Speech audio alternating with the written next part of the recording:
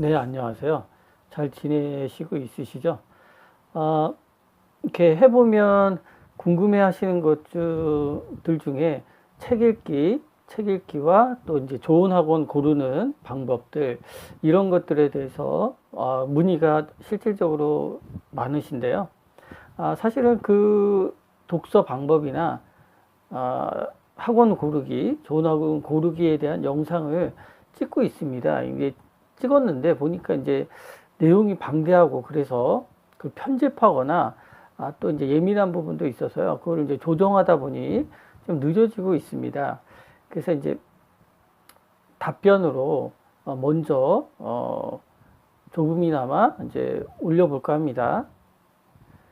일단 이제 좋은 학원 고르는 거는요. 이제 학원은 종류가 이제 네다섯 가지 있습니다. 교습소가 있고, 이제 공부방이 있고, 보습학원이 있고, 뭐 어학원이 있고, 입시학원이 있는데요. 이것들은 약간씩 차이가 나는데, 사실상 이거는 이제 규모, 그 학원의 면적 있죠. 면적에 따라서 요거를 나눕니다. 내용은 이제 대동소이한데요. 그것들은 나중에 보고요. 어쨌든 좋은 학원을 고른다는 거는 이제 그 학생 수준에 맞아야 됩니다. 이제 학생의 이제 성향과 또 맞아야 되죠. 왜냐하면 이제 대형 학원, 큰 학원들이라고 하면 일반적으로 그 학원들은 많은 학생들을 통제하고 학습시켜야 하기 때문에 굉장히 좀 뭐라 그럴까요? 약간 엄격하게 대합니다. 그래서 근데 이제 내성적인 학생들이나 그, 심성이 좀 뭐랄까, 착하다고 표현해야 될까요? 이렇게 그런 섬세한 학생들은 좀 안 맞을 수가 있어요. 왜냐면 우격다짐으로 이제 하는 경향이 많아서 큰 학원은 이제 통제를 해야 되기 때문에 아이들이 많으니까요. 그러다 보니까 이제 조용하거나 이렇게 약간 내성적인 학생들은 소외당하거나 이제 질문 같은 경우도 하기가 조금 껄끄럽고요. 또 이제 그런 큰 학원들은 장점이 숙제를 많이 내줍니다. 왜냐하면 많은 학생을 다루다 보면 이제 수업 시간에 할 수 있는 양은 적으니까요. 숙제를 많이 내줘요. 그러다 보면 이제 숙제를 소화하지 못하는 학생들은 이렇게 자꾸 지치는 그런 성향이 있죠. 그러니까 큰 학원의 생리는 그렇습니다. 장점이 뭐냐면 아이들이 많고 그다음에 경쟁을 좀 유도할 수 있죠. 아이들끼리. 그다음에 친구들끼리 가니까 좀 덜 심심해하는 경향이 있습니다. 왜냐하면 그 학원에 친구가 있다 그러면 친구 따라서 가고 갔다 왔다 하면서 이렇게 뭐 얘기하면서 그 사이에 왔다 갔다 하는 사이에 그렇기 때문에 이제 친구 따라 많이 가죠. 큰 학원, 대형 학원인 경우는. 그 다음에 약간 통제를 하기 때문에 소위 빡세 학원들이 많죠. 그러다 보니까 그런 학원들은 아이들이 많으면 숙제를 많이 내줍니다. 숙제로 통제를 많이 해요. 왜냐면 이제 개별적으로 봐주기 어렵기 때문에 그렇습니다. 그런 장점이 있죠. 이제 단점은 아까도 얘기했지만 약간 내향적인 아이들이나 이렇게 막 나서서 못하는 학생들은 이렇게 약간 소외됩니다. 이렇게 꼼꼼히 봐주질 못하고요. 그냥 이제 그때 질문도 막 못하고 그래서 개별적으로 잘 봐주질 못합니다. 그래서 이제 성격에 따라서 아이의 성향에 따라서 이제 좀 선택을 하셔야 됩니다. 작은 학원들은 개별적으로 봐줄 수가 있죠. 그 다음에 이제 내성적인 아이들은 큰 학원보다는 작은 학원에 보내는 게 좋습니다. 왜냐하면 선생님과 이제 약간의 유대감을 가지면서 근데 그 유대감이 도를 넘으면 안 돼요. 특히 여학생들 같은 경우는 여자 선생님하고 이렇게 이제 작은 학원에 갔을 때 유대 관계가 이제 튼튼해져서 이제 공부 시간에 이제 개인 사적인 얘기를 너무 많이 하게 되거나 그럴 가능성이 있죠. 그래서 어쨌거나 좀 내성적이고 질문을 많이 하고 싶다 그러면 작은 소규모 학원을 가는 게 좋습니다. 그런데 큰 학원이든 작은 학원이든 그 원장이 수업을 하는 게 좋습니다. 원장이 조금이라도 수업을 해야 그 학원은 제대로 돌아가요. 이렇게 생리학적으로 그렇습니다. 상담만 하는 원장이 있는 것보다는 원장이 직접 상담도 하고 가르치기도 하고 그래야 원장은 자기 책임감이 있어서요. 그렇게 아이들을 적극적으로 이제 돌봐주고 이제 파악하고 학습을 시키는 그런 것들이 있죠. 그래서 부모님께서 대형 학원, 큰 학원, 애들 많은 학원을 일단 보내보셔서 이제 성과가 없다 그러면 작은 학원으로 대신에 이제 작은 학원일 경우는 그 선생님의 나이를 좀 보셔야 돼요. 너무 어리거나 그 원장님이나 뭐 선생님의 그 나이를 좀 보셔야 됩니다. 너무 어리거나 또는 경력이 짧으면요. 그 자기는 많이 알아도요. 아이들을 이렇게 이해시키거나 이렇게 하는데 약간 서투를 수도 있어요. 그러니까 그게 경력이 최소 5년은 되신 분의 학원으로 가시는 게 좋습니다. 선생님도 그렇고 원장은 한 10년은 돼야 아이들 파악이나 이렇게 흐름, 입시 제도를 좀 알 수 있어요. 그래서 큰 학원들은 그런 장점이 있다. 소위 빡세게 막 할 수가 있죠. 그 다음에 아이들이 많아서 경쟁심을 유지할 수도 있고. 그런데 이제 내형적인 학생들은 좀 규모가 작은 학원으로 가서 질문을 마음껏 할 수 있고 또 이제 조금 케어해 주는 게 좀 다르죠.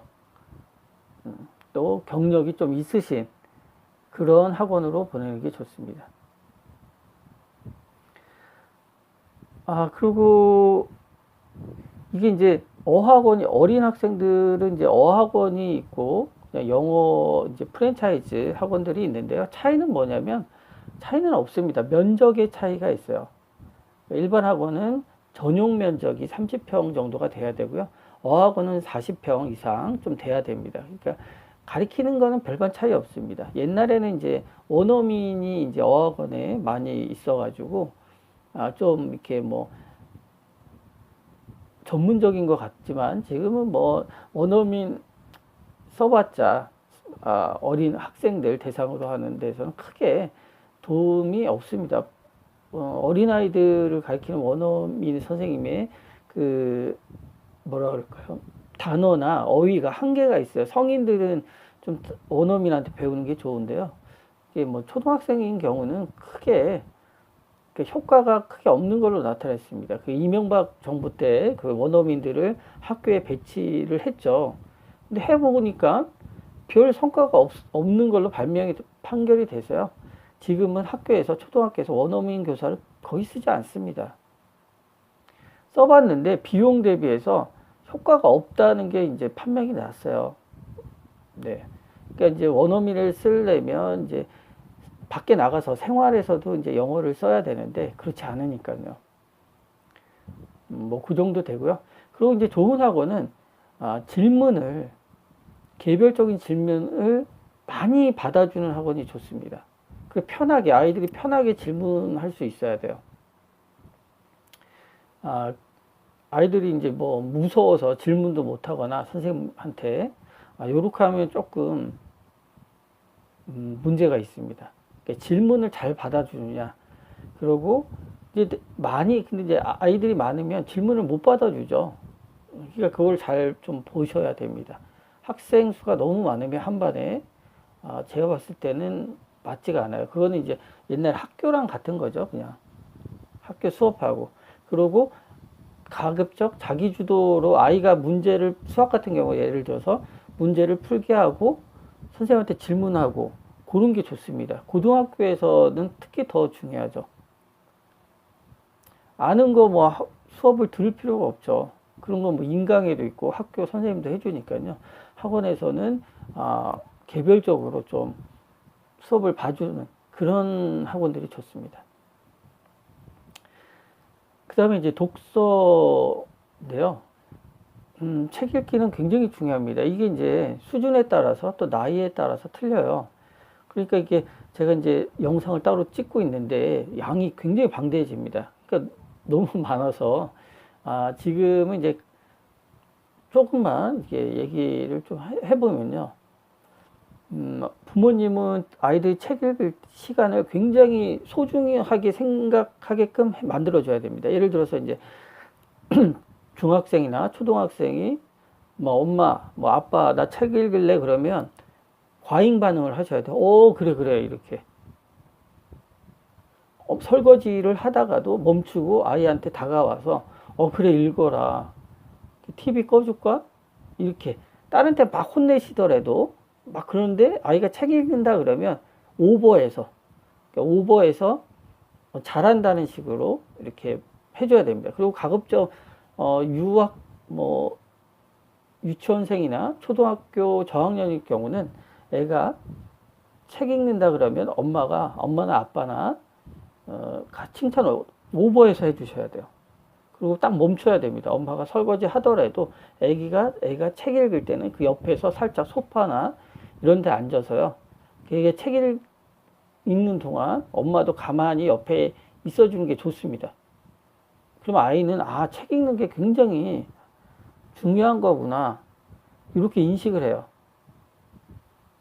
매번 그럴 수는 없지만 오버를 해주셔야 돼요. 반응을 해줘야 됩니다. 책 읽을 때.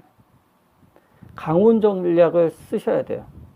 강제로 읽게도 하고 또 재밌는 걸로 해서 또 읽게도 하고 스스로 읽게도 하고 강원 전략을 좀 써서 아이가 습득하게끔 해야 됩니다. 이게 좀 공통적으로 효과가 있어요. 그 다음에 책을 또 선정할 때도 중요합니다. 재미있는 책과 약간 딱딱한 책을 분류해서 사주거나 대여하거나 그렇게 해서 좋은 거는 부모님이 한 3장 정도는 읽어보시는 게 좋아요. 그래서 부모님이 근데 왜냐면 왜 읽어보는 게 중요하냐면 책들 중에는 번역을 이상하게 해가지고 어른이 봐도 뭔 소리인지 모르는 책들이 많습니다. 상당히 많아요. 굉장히 많습니다. 이게 읽어보면. 그래서 부모님 딱 읽어서 어른이 이해할 수 있는 그 번역된 책이라더라도 이렇게 보시면 아시잖아요. 요거는 우리 아이한테 좀 맞겠구나. 이렇게 수준에 맞춰서. 그러니까 이제 책을 선정할 때 중요한데 수준에 맞는 거랑 수준보다 좀 쉬운 거, 재미있는 거, 그 다음에 수준보다 약간 어려운 거, 요걸 섞어주는 게 좋습니다. 그래서 뭐 일주일, 뭐 한 달 이내에 읽어라. 이렇게. 또 보상도 주는 것도 괜찮아요. 강제로도 하고 또 자기 주도로 하게끔 이렇게 적절하게 해주는 게 좋습니다. 그리고 오버하셔야 됩니다. 그러니까 책을 뭐 고등학생이건 중학생이건 초등학생이건 유치원생이건 책을 읽는다 그러면 옆에서 약간 호들갑을 떨어주시는 게 좋습니다. 그래야 학생이 이거 책 읽기는 중요하다 이렇게 느끼게 돼요. 그래서 이제 계속 할 얘기는 많은데요. 이게 내용이 방대합니다. 이제 나이별로 뭐 수준별로 이렇게 하려다 보면 굉장히 내용이 방대해서 지금 찍고 있는데 미리 어느 정도 이렇게 올려봅니다. 어쨌든 좋은 학원은요. 질문을 많이 받아줄 수 있는 학원이어야 돼요. 아이가 스스럼 없이 진짜 장난치는 그런 질문이 아닌 그 학습적인 질문은 계속 받아줄 수 있는 그런 학원이 좋은 학원입니다. 그 다음에 경력이 좀 있어야 됩니다. 그 원장이 좀 경력이 있으셔야 돼요. 초중고를 다 다뤄본 원장이 좋습니다. 그래야 이렇게 일관성 있게 알 수 있어요. 학원들을.